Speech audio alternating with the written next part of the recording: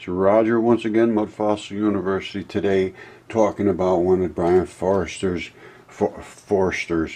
new videos, and it's very, very well done. He shows these things and asks to try to explain them. Now, this goes back to a video he did last year of this same location. Now, I have no affiliation with Brien. He doesn't support my theories. I don't believe.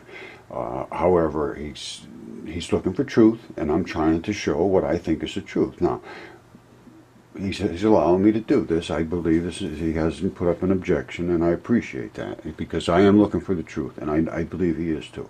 So let's see what he has to say, and I want to show you what's happening to the stuff that he's looked at last time, how it is now, because it's starting to become destroyed. So here he is over in Tanis. I believe that is where he is right now. So listen to this.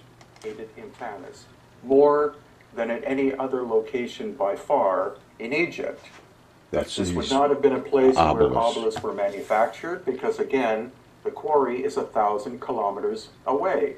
All right, now I want to explain my take on that. Now I know that is what the mainstream says. This is not quarried rock. This is poured rock. This is not natural rock. This is leftovers from crushed rock mining. Now, he's talking about this whole area is just a whole different texture and a different type of material. I believe they were doing this crushed rock mining here and manufacturing here, and these were things that were broken or whatever. Now, let's just continue on. So they would have been made at Aswan and then transported to different locations around Egypt.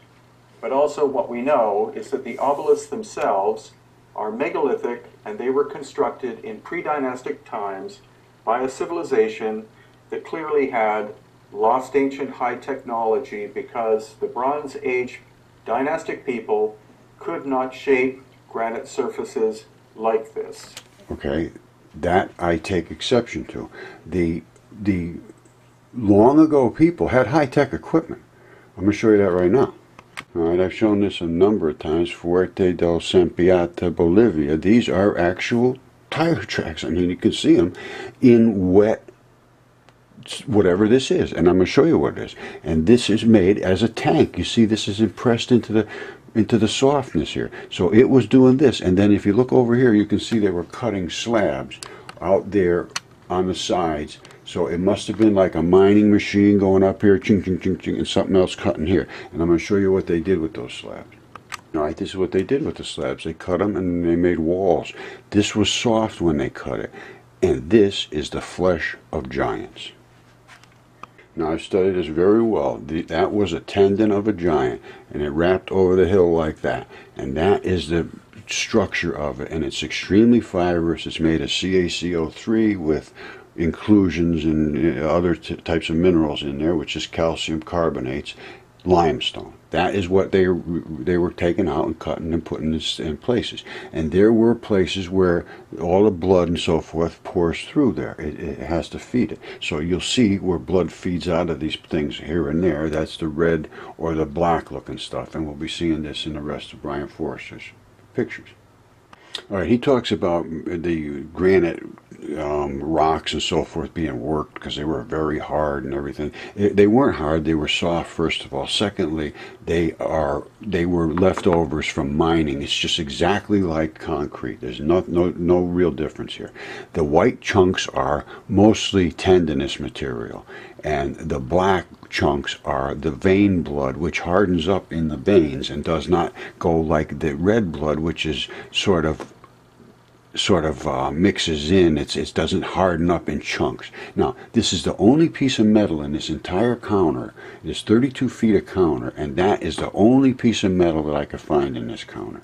Now, and this was sold as natural granite, and it's my countertop, and I told the guy, I said, guess what, buddy, this is natural granite. The guy went crazy. Anyway, it's totally homogeneous. There is no metals. It's all crushed up. It is granular. It is chunks. If you look at it with a microscope, you'll see there's all kinds of holes in it. It's just fused and crushed back together and re-solidified. Then they cut it into slabs. They sold it down at the quarries, and people buy them and make countertops out of them like this.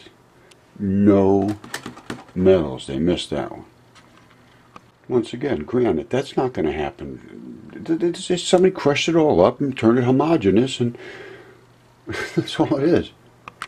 Okay, this is natural stone. You can see it's all patterned. There'll be metals in here. You're going to see red for the red blood. You're going to see black for the vein blood. You're going to see brown where it changed and it's starting to lose its oxygen. You're going to see all kinds of patterning. That is natural stone. The other is obviously crushed up. You crush that all up, you got that other stone. You know, I did a lot of work on this, and basalt is fine. Basalt is a dark-colored, fine-grained igneous rock, mainly plagioclases and pyroxene minerals, and that is natural. But that is from volcanic origins. It's an extrusive rock from lava flows. Now you get to granite, though, is intrusive. Not supposed to be where they find it. They're the granite intrusions, they call them. They're layered intrusions. They layer there and put another layer and put another layer. The grains are quite large compared to basalt crystals. They're chunks. They are granules, very well mixed, quite uniform, do not contain metals to any normal degree whatsoever. Rock does not come in this processed form. Then I went on to state what is in them. There's nothing. There's no metals. Why is there no precious metals? None. Zero. There's none of the platinum group metals. Gold, silver. All right, you got a little bit of iron. You got some magnesium, manganese. That's it. A little bit of aluminum. Well, there's a lot of aluminum. Aluminum is dense in people. I mean, there's a lot of aluminum in skin and so forth. It appears to be. Anyway, and then right next to these intrusions is what they call orogenic mineralized zones. Those are where the creature is. They're digging the creature up, dumping this stuff. The orogenic mineral system unites a diverse group of mineral deposits that form during orogenesis and include lode gold, cobalt type, copper, gold, zinc, lead, all of these things. All right? So this is, you got a whole chunk of stuff with metals in it, and then you got a whole pile of debris left over that is all granulized. Just think about it. I suppose I should finish it up. The conclusion is that the platinum group electrum, they called it long ago, and they were alchemists. They knew how to do this. They weren't stupid like we think. It's the precious metals. It's the only thing missing from granite. It's the only thing gone. My research indicates granite intrusions are likely tailings from metal processing, which they ground up the rocks, extracted the metals with salts and acids, and then all the metals of granite are gone. They're just out of there. They use them for other purposes.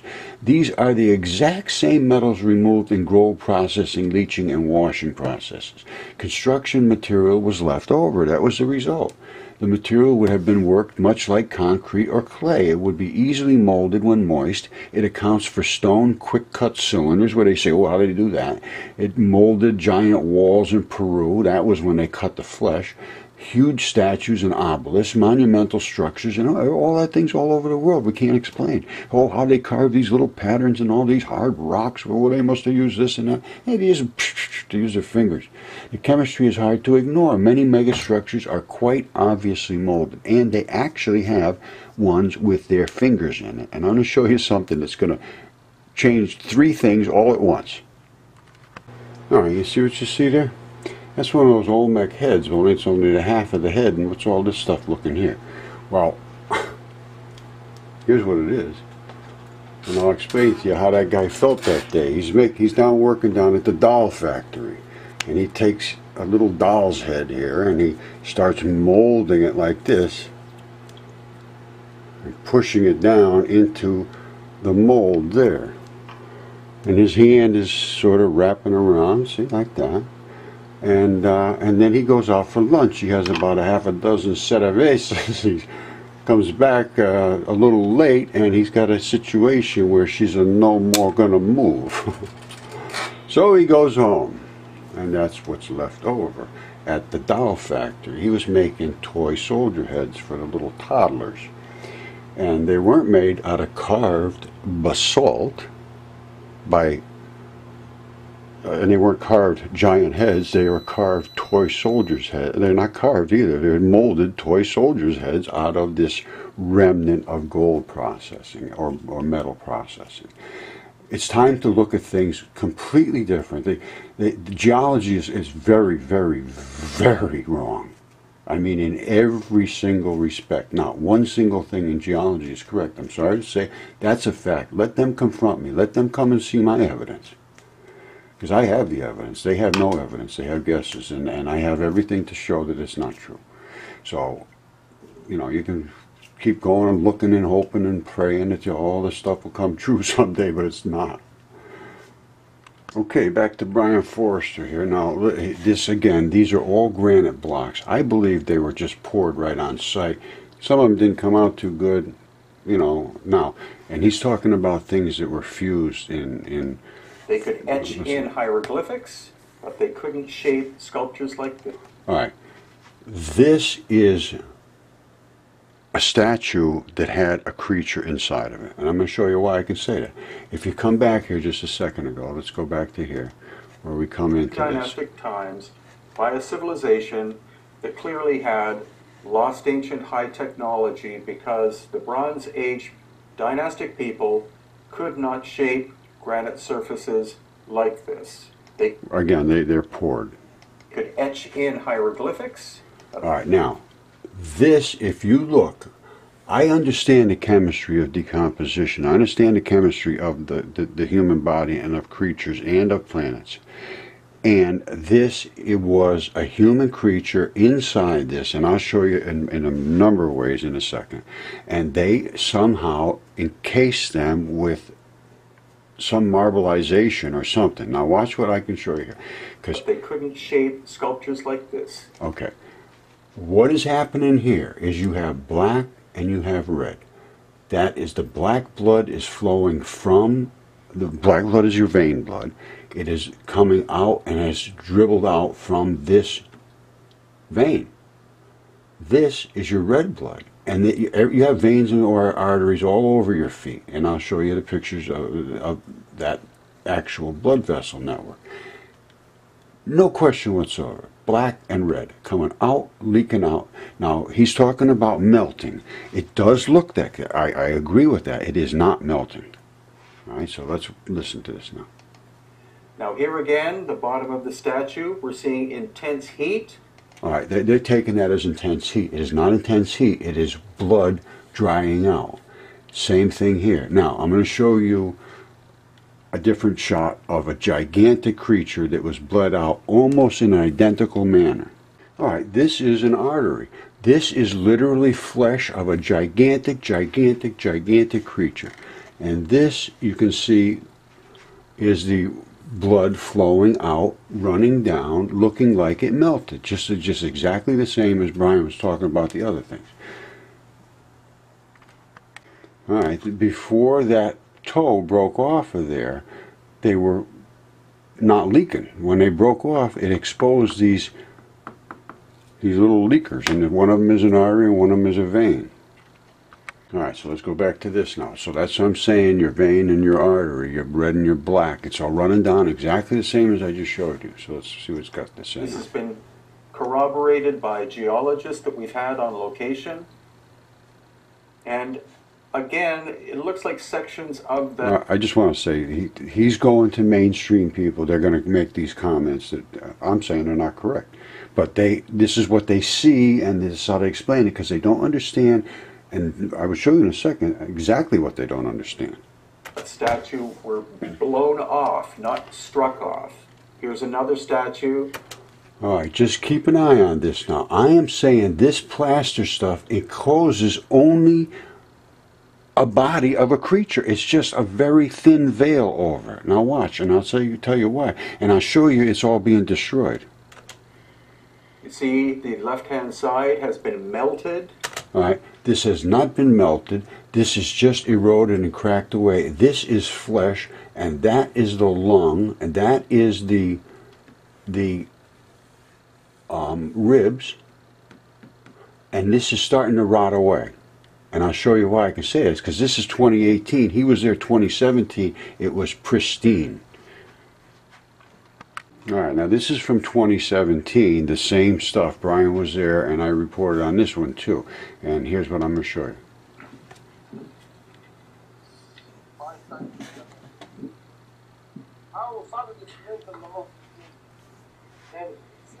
All right, here's the same guy again. What you had there is, Here's the foot. All right, now. He says looks melted. Well, see, there was a piece at the other place. That's just the foot. Now we come to the, let's look at how much difference this is now. That's the same guy's head. We're coming down to his ribs. Watch how much of a destruction in the last year. Look at this. Look at how perfect it is. You can see every rib bone. You can see his lungs. You can see the pattern of the lobes of the lungs. You can see, I believe that's his liver, his kidney, or whatever it is under there. But you can, these are organs. This was absolutely flawless at this point.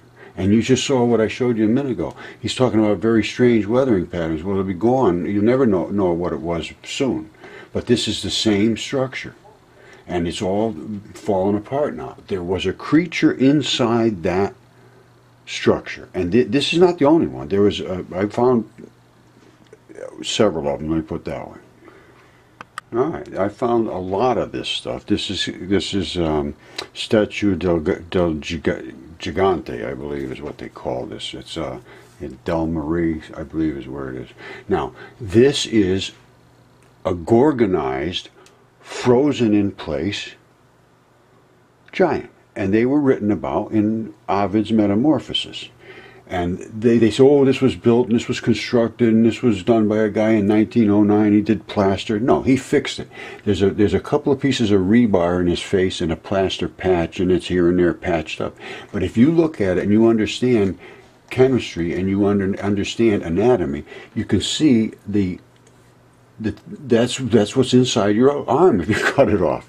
And look at this. You can see this right here is the actual tendinous material that wraps all the way down your leg. And this red stuff is not the rust from rebar. This is blood from an artery. And that black one is not blood from or black rust. That is black blood from a vein. And this is the key. Look at this. Look at this. You can't. They didn't build this thing in and then They didn't make a creature like God would have made a creature. Let me put it that way. This is from God. This is not from any guy standing out there in 1909 making a structure, and I'll show you why. If you can't understand, that's what you just saw on that Gigante. I can't help you.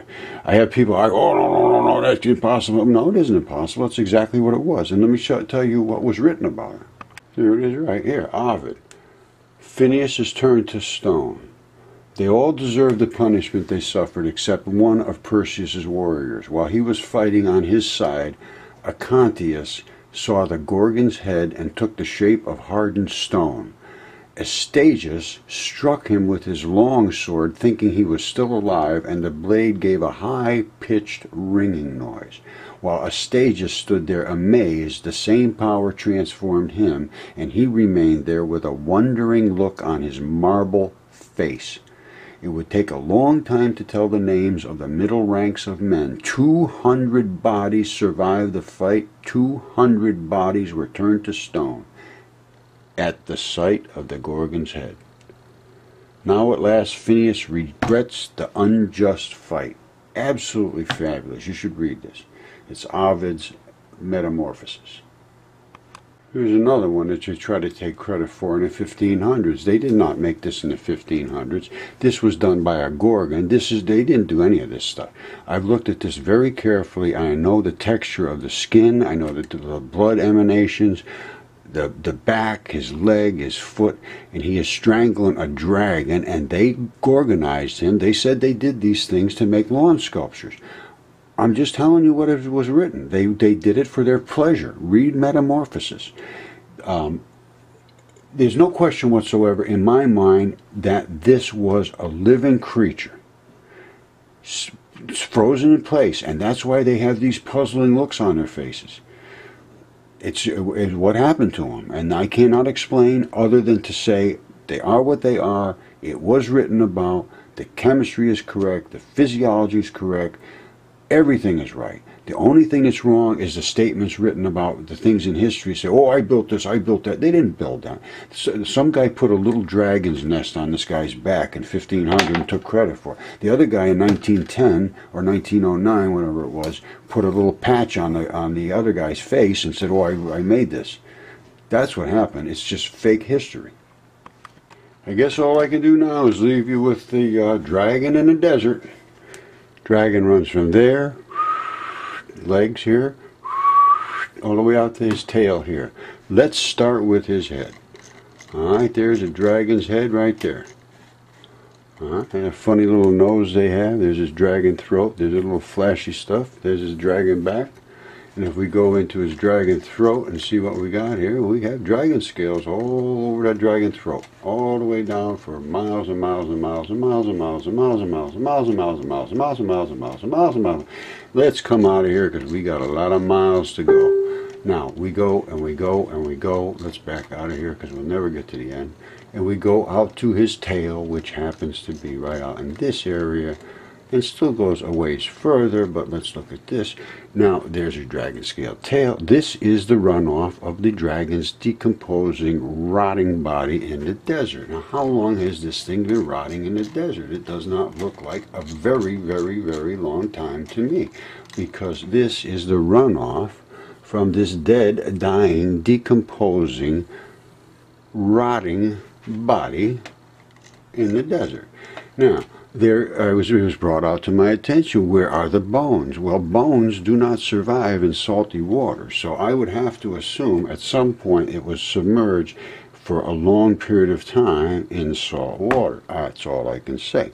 Now, that particular head is emanating some things out of it that don't look appetizing and actually look destructive and actually have destroyed something. Very strange looking stuff. It actually is exactly identical to types of snake venom, and it appears to have created some kind of destructive force coming down through here, which happened to land on this fish's fin, which is right here. This fish's fin is right there. He spit on it, and the fish goes back here. That's his tail. Now, it destroyed the fish's back. Killed right into him, right there. You see it? Ate right into that vital flesh. I mean, it really tore it up, something terrible. Now, that is seen. That is here. That is in the desert. That is in Morocco, running all the way over to the Mediterranean. So we got some issues to deal with. Now, I really, really appreciate being able to show the things that Brien Foester has gone around and done the actual walking around and looking at these things. But he's asking the right questions. I need to have somebody address the answers I'm giving instead of just all the other scientists are, oh, no, no, no, no, I don't want to look at that, no, no, no, no. Well, you don't look, you don't see. And what I'm showing, it should be seen. So that's my my presentation for today. Mud Fossil University, as always, the citadel of truth, the unflinching, honest, factual university, putting human health and truth at the forefront. All right. Mud Fossil University, come on up and learn about this. And 5G is a real problem. I would be very, very, very worried about this. That's my point, my opinion. You should come up and see it. You should put your legislators on record saying whether they approve it or not. There's been no studies on this that I know of. And that's what they claim. The guy says cancer institution, none whatsoever. All the people that are working on this are now lobbyists that used to work in the government. There's nobody that's out for our interests, it doesn't appear. You better look at this. You better start talking, because once it happens, it's going to be too late.